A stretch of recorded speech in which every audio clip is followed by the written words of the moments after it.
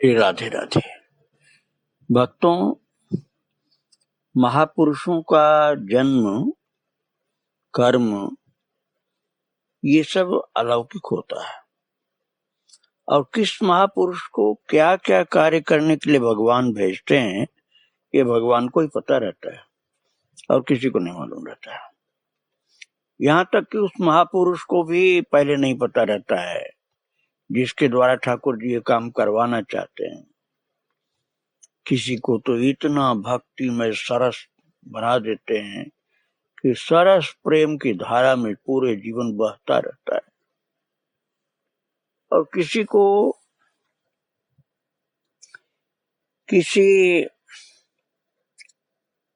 धार्मिक सुधार के लिए, संस्कारों के परिवर्तन के लिए, शुद्धिकरण के लिए और विधर्मियों के अत्याचार से समाज को मुक्ति देने के लिए, साथ साथ भगवान की भक्ति भी करने के लिए भगवान भेजते हैं।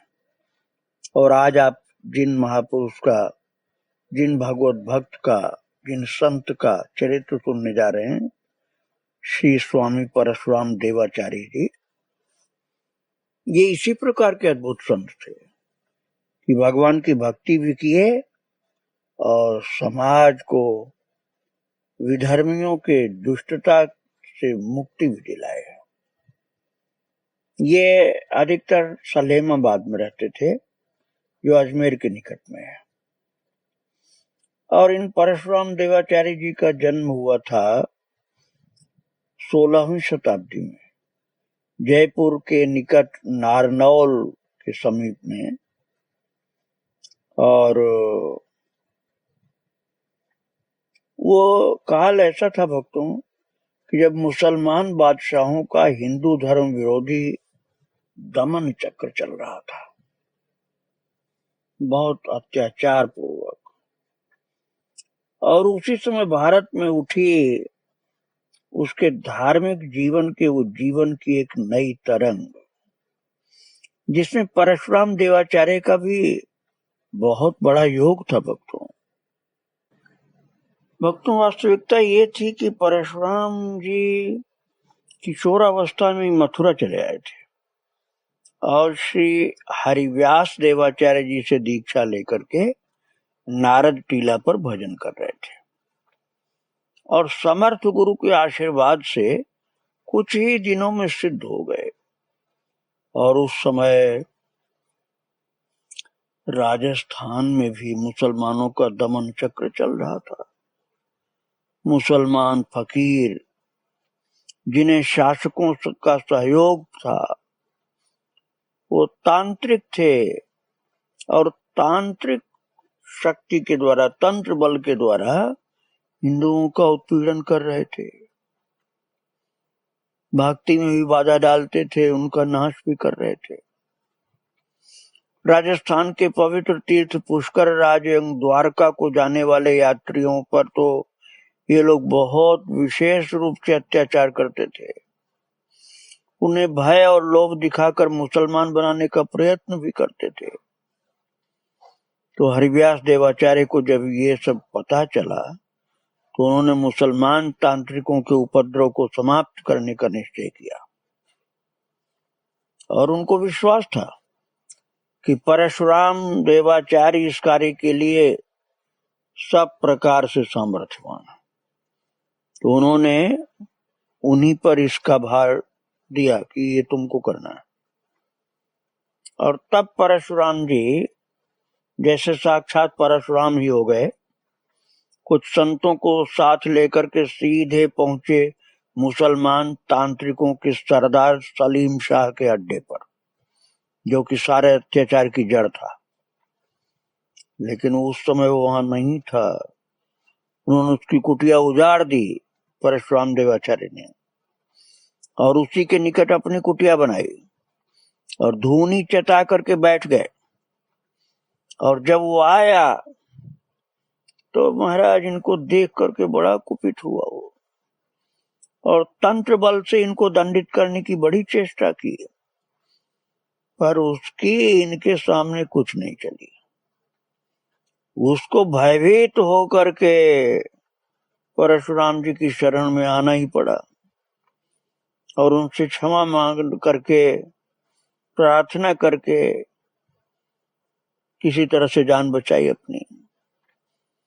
फिर उन्होंने उससे वचन लिया कि वह हिंदू धर्म का विरोध नहीं करेगा और वहां से चले जाने को भी कहा। वो जान बचा करके वहां से भाग लिया और महाराज कुछ दिन बाद फिर लौट करके आया और आश्चर्य की बात कि वो परशुराम जी का शिष्यत्व ग्रहण करके अपने जीवन को कृतार्थ कर लिया, धन्य बना लिया। महाराज जहां परशुराम जी ने अपना डेरा डाला था वही स्थान आज परशुरामपुरी और अखिल भारतीय निम्बार्काचार्य पीठ के नाम से विख्यात है। उस स्थान को राजस्थान में वैष्णव धर्म के प्रचार का एक सुदृढ़ गढ़ बनने में देर नहीं लगी और परशुराम जी से प्रभावित होकर के राजा महाराजा बहुत सारे उनके चरणों में आए, उनकी शरण ली और धन और धरती दे करके उस स्थान को वैभवशाली बनाया और बहुत सहायता किया राजा महाराजा लोगों ने इस कार्य में। और परशुराम जी ने वहां एक भव्य मंदिर का निर्माण किया। अब ये कार्य सामान्य लोगों के बस को थोड़े था, भगवान ने इसीलिए इनको भेजा था। और उसमें उस मंदिर में सर्वेश्वर प्रभु की प्रतिष्ठा की। एक बार कोई मुगल शासक परशुराम जी का प्रताप सुन करके, उसकी बुद्धि थोड़ी सुधर गई थी भक्तों, तो परशुराम जी का प्रताप सुन करके उनका दर्शन करने आया मुगल शासक, और उसने एक बहुत कीमती शाल उनको भेंट किया। तो परशुराम जी समझ गए कि यह अपने अहंकार में है, विनम्र तो हो रहा है लेकिन अहंकार बहुत है। और ये भी उनको समझाना था कि देख, जिसको तू भेंट करने आया है उसके पास ऐसी चीज की कोई कमी नहीं जो तू देगा तब पूर्ति होगी। अपना तेज भी उनको दिखलाना था उस विधर्मी को। तो उसने कीमती शाल उनको भेंट किया परशुराम जी को। तो परशुराम जी ने क्या किया, अब यह देखो आप। परशुराम जी ने उस समय धूनी के सामने बैठे ही थे, उन्होंने शाल को धूनी में भेंट कर दिया, जलती हुई धूनी में। और शाल तो बहुत कीमती था, क्षण भर में राख हो गया। अब मुगल शासक को ये देख करके बड़ा कष्ट हुआ। वो सोचने लगा ये हिंदू फकीर बड़ा तेज है, अब मैं कुछ बोल नहीं सकता, लेकिन ये तो मेरा अपमान कर दिया और मेरी भेंट को इस तरह मिट्टी में मिला दिया, धूल में, आग में जला दिया। उसी समय परशुराम जी ने उसी प्रकार के बहुत से शाल धूनी में से निकालकर उसके सामने रख दिए। उसका अहंकार भी मिटाया और अपना तेज भी प्रकट किया। तमाम शाल धूनी में से निकाल के सामने रख दिया सिद्ध पुरुष ने। परशुराम जी सिद्ध पुरुष थे और बोले कि देख, इसमें से तेरी कौन सी है, निकाल ले। जैसी उसकी शाल थी जो उसने भेंट किया था वैसी तमाम रख दिया। अब तो मुगल शासक लज्जित होकर चरणों में गिर पड़ा और परशुराम जी ने फिर उसकी प्रार्थना पर उसे पुत्र प्राप्ति का वरदान दिया। साधु का स्वभाव हो, प्रसन्न हो गए, पुत्र प्राप्ति का वरदान भी दे दिया। और उसका फल यह हुआ, वो वरदान का फलीभूत जब हुआ तो उसके एक पुत्र हुआ जिसका नाम सलीम शाह रखा गया था। और परशुरामपुरी से परशुराम देवाचार्य ने भक्ति का प्रचार अपना चालू किया, अभियान चालू किया और राजस्थान की मरुभूमि को भक्ति रस से सींच कर सरस बना दिया। नाभादास जी ने भी इनका चरित्र भक्तों लिखा है। और नाभा जी लिखते हैं कि उन्होंने वहां जंगली लोगों तक को हरि भक्ति का उपदेश दिया था महाराज, और जंगली लोगों को भी हरि भक्ति का उपदेश देकर भगवान के पार्षदों के समान बना दिया था। ज्ञानी, भक्तिवान, सामर्थ्यवान, धनवान, सब कुछ भगवत पार्षद जैसी शक्ति प्रदान कर दिया। ऐसे सिद्ध पुरुष थे, जंगली लोगों तक को ऊपर ऐसी कृपा की थी उन्होंने। और जिस प्रकार वृक्ष, तो चंदन के वृक्ष का स्पर्श करके बहने वाली वायु जो होती है, वो चाहे नीम के वृक्ष को स्पर्श करे तो चंदन जैसा हो जाता है। और जिस प्रकार से दीपक के जलने से घना अंधकार दूर हो जाता है, उसी प्रकार संत परशुराम जी को उपदेश और सत्संग से वहां के मूढ़ लोगों का भी ज्ञान का अंधकार दूर हो गया, और महाराज वो लोग संत हो गए।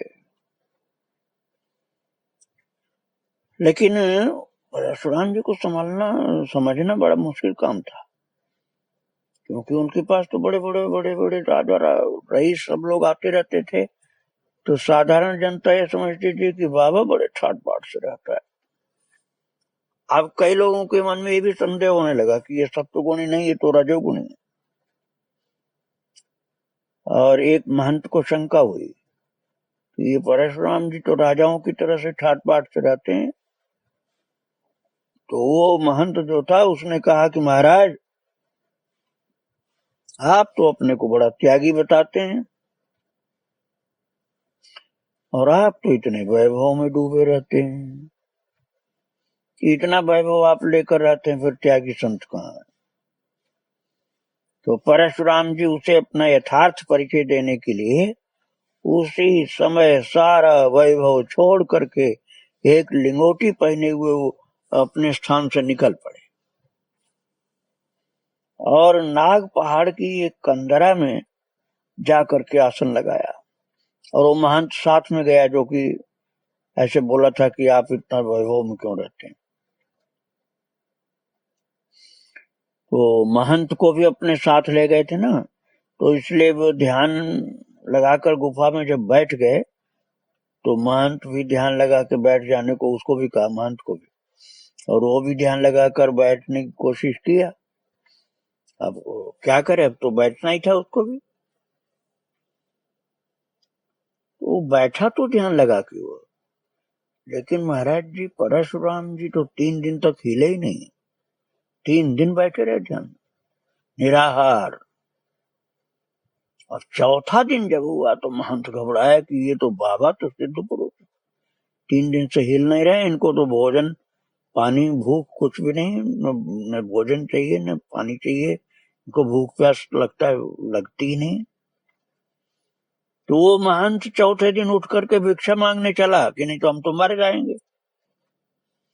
उसी समय परशुराम जी का एक शिष्य लाखा बंजारा उधर आया। जब वो महंत जी चौथे दिन भिक्षा लेने के लिए गए गांव में, उसी समय परशुराम जी का एक शिष्य लाखा बंजारा गुरु जी को, महाराज जी को खोजते खोजते खोजते खोजते आ गया वहां पर गुफा में।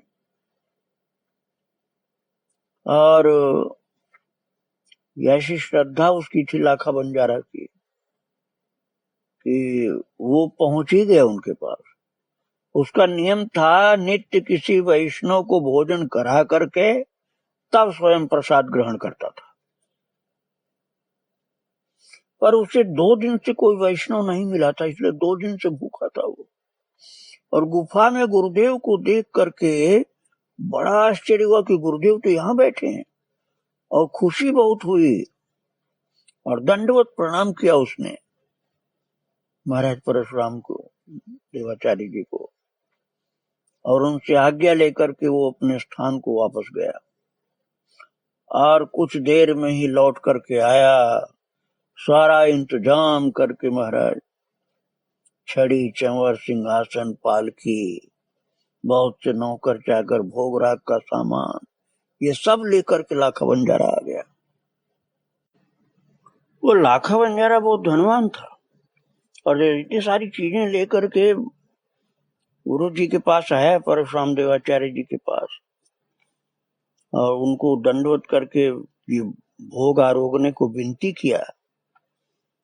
तो जब महाराज जी भगवान को भोग लगा करके प्रसाद लेने लगे, बांटने लगे, लेने लगे, तब वो महंत जी भिक्षा लेकर के लौट करके आए और देखा कि जिस गुफा में अकेले लिंगोटी लगाए बैठे थे, अब उस गुफा में तो राजसी ठाट बाट फिर से जुड़ा हुआ देख करके दंग रह गए कि यहाँ जंगल में गुफा में इतना सामान, इतना राजसी ठाट बाट, इतना भोग पदार्थ कहाँ से आ गया। तब वो समझ गए महंत जी कि संसार और उसके वैभव से परशुराम जी का वास्तविक संबंध क्या है। वो परशुराम जी संसार में ऐसे रहते हैं जैसे कीचड़ में कमल, संसार की गंदगी उन्हें स्पर्श नहीं करती। सिद्धियों की उनको चाह नहीं, सिद्धियां स्वयं ही उनके पीछे लगी रहती हैं, उनकी सेवा करती हैं। वो सिद्धियों के गुलाम नहीं है। सिद्धियां उन्हें कृतार्थ नहीं करती हैं, बल्कि सिद्धियों को वही कृतार्थ करते हैं, क्योंकि सिद्धियों का उपयोग वो नहीं करते, बल्कि सिद्धियां भगवत सेवा करने के लिए इनके पास आती हैं कि भगवान की सेवा का मौका हमको भी मिल जाए। ये बहुत सूक्ष्म अंतर है भक्तों। सिद्धियां भगवान की सेवा करने के लिए परशुराम देवाचार्य के पास आ जाती थी कि महाराज जी के माध्यम से भगवान की सेवा का हमको मौका मिल जाएगा। और वो लाखा बंजारा बहुत धनवान था, बड़ा श्रद्धावान था। एक बार वो अपने परिवार सहित सांडोल के वन प्रांत से जा रहा था, तो एक मीणा डाकू था, उसने हमला कर दिया लाखा बंजारा के ऊपर, क्योंकि लाखा बंजारा बहुत धनवान था। तो मीणा डाकू ने हमला किया और दोनों में घनघोर युद्ध हुआ। लाखा बंजारा के पास भी बहुत सैनिक थे और मीणा डाकू के पास भी बहुत थे अपना साथी। दोनों में युद्ध हुआ और लाखा बंजारा महाराज मारा गया। लेकिन वो भक्त था, एक संत का शिष्य था, इसलिए युद्ध करते करते जब मरने लगा तो उसने गुरुदेव को पुकारा, परशुराम देवाचार्य जी को पुकारा मरने के पहले। और उसी समय शिष्य वत्सल परशुराम जी वहां पहुंच गए, क्योंकि जानते थे कि लाखा बंजारा धर्मात्मा है, उसका धन सब का सब भगवान की सेवा में, भक्तों की सेवा में, दिन दुखियों की सेवा में लगता है। इसलिए जब गुरु को पुकारा तो गुरुदेव पहुंच गए और अपनी दिव्य दृष्टि से लाखा बंजारा पर ऐसी करुणा की वृष्टि की कि वो मरा हुआ बंजारा लाखा जो था फिर से जिंदा हो गया। और तब गुरुदेव के बल से उसने बली होकर के फिर मीणा डाकू पर आक्रमण किया और मीणा डाकू को मार गिराया। मीणा डाकू वास्तव में अत्याचारी था, वो धर्मात्मा नहीं था, पापात्मा था। वो दुष्टों को नहीं, धर्मात्माओं को लूटता, पीटता था, काटता था। लाखा बंजारा ने गुरु की कृपा से उसको गिरा दिया मारकर। और मेवाड़ के भील आज भी लाखा बंजारा की गाथा का गान करते हैं, अभिनय करते हैं। भक्त था वो, एक इतना सामर्थ्यवान गुरु का शिष्य था, जनता के दुख दर्द को समझता था, भगवान की भक्ति से वो तो प्रोत हृदय था, इसलिए वो स्वयं भगवान की भक्ति करता था और भक्तों की सेवा करता था। और भक्तों, ये तो मैंने बताया आपको परमार्थ वाली बात। अब भक्ति वाली एक बात आप सुनिए। श्री नागरीदास जी की बहन सुंदर कुंवरी ने कहा है कि परशुराम जी प्रिया प्रियतम के नित्य नुकुंज विहार की परमा सखी के अवतार थे। आप केवल इनको समाज से भी मत समझना। भगवान प्रिया प्रीतम श्यामा श्याम राधा कृष्ण की परमा सखी के अवतार थे परशुराम देवाचार्य। और श्री सर्वेश्वर प्रभु युगल रूप से व्यक्त होकर के उनके साथ क्रीड़ा करते थे, स्वयं प्रकट होकर प्रभु इनके साथ क्रीड़ा करते थे। ऐसी भक्ति थी इनकी ऊंची, समाज का भी कल्याण करते थे और सच्चे प्रेमी थे भगवान के। एक दिन नाग पहाड़ पर युगल किशोर अपनी सहचरी परमा सखी से वार्तालाप कर रहे थे और उसी समय दर्शक आने लगे। ये देख करके भगवान अंतर्धान होने को तैयार हुए। भगवान ने सोचा अब तो यहाँ भक्त लोग आ रहे हैं, अब ये परशुराम देवाचार्य जी से मिलने आ रहे हैं, तो चलो अब अंतर्धान हो जाते हैं। और जब भगवान अंतर्धान होना चाहे तो परशुराम जी ने पकड़ लिया, बोले ना आप अंतर्धान नहीं होंगे। और बहुत कस के प्रेम से पकड़ा था ना। तो उसी समय जो भगवान अभी तक बाहर लीला कर रहे थे, अब देखिए कितनी गहरी बात है, भगवान प्रत्यक्ष प्रकट होकर के लीला कर रहे थे और परशुराम जी उस लीला का रस प्राप्त कर रहे थे। और भक्तों के आने को देख करके भगवान अंतर्धान होना चाहे तो परशुराम जी ने पकड़ लिया कि नहीं आप अंतर्धान मत होइए। तो महाराज भगवान कहीं गए तो नहीं, अंदर उनके प्रवेश कर गए, उनके हृदय में प्रवेश कर गए और परशुराम जी के हाथ में रह गए सर्वेश्वर प्रभु की मूर्ति और शालग्राम शिला। साक्षात भगवान जो थे वो तो उनके हृदय में घुस गए, परशुराम देवाचार्य के हृदय में प्रवेश कर गए। और हाथ में जिनको पकड़े थे वो दो रूप धारण कर लिए, एक तो सर्वेश्वर प्रभु छोटा सा स्वरूप और एक शालिग्राम जी, ये हाथ में रह गए और भगवान अंदर चले गए। तो महाराज इस तरह से भगवान ने दो स्वरूप धारण, अंदर वाले जो एक अंदर विराजमान और बाहर वाले उनके हाथ में। और ये भी कहा जाता है उनके विषय में कि परशुराम देवाचार्य जी ने जीवित समाधि ली थी। इसके विषय में समझना बड़ा कठिन काम है भक्तों। जैसे ज्ञानेश्वर जी ने जीवित समाधि ली थी, तो ये इसलिए समझना कठिन है कि सामान्य बुद्धि से आप यही समझेंगे कि किसी को खोद करके जमीन के अंदर बंद कर दो तो बड़ा तड़प के मर जाएगा। लेकिन ये सामान्य लोगों के लिए आप सोच सकते हैं, महान उच्च कोट के सिद्ध पुरुष की स्थिति दूसरी होती है, वो बुद्धि के बाहर की बात है दोस्तों। जब उन्होंने समाधि ली उसी समय पुष्कर, सलेमाबाद और वृंदावन तीन स्थानों पर एक साथ प्रकट हुए थे। श्री वृंदावन धाम में, पुष्कर तीर्थ में और सलेमाबाद जो उनकी अपनी गद्दी थी, तीनों जगह एक साथ भक्तों को प्रकट होकर दर्शन दिया था परशुराम देवाचार्य ने। और उनकी समाधि पुष्कर में परशुराम द्वारे में श्री हरिवंश देवाचार्य जी ने बनवाई, जिस पर संवत 1680 अंकित है। इनकी चरण पादुका सलेमाबाद में पूजी जाती है आज भी। और श्री हरिवंश देवाचार्य जी के अतिरिक्त उनके दो और प्रधान शिष्य हुए, जिनके नाम थे तत्ववेत्ताचार्य जी और पीताम्बर देव जी।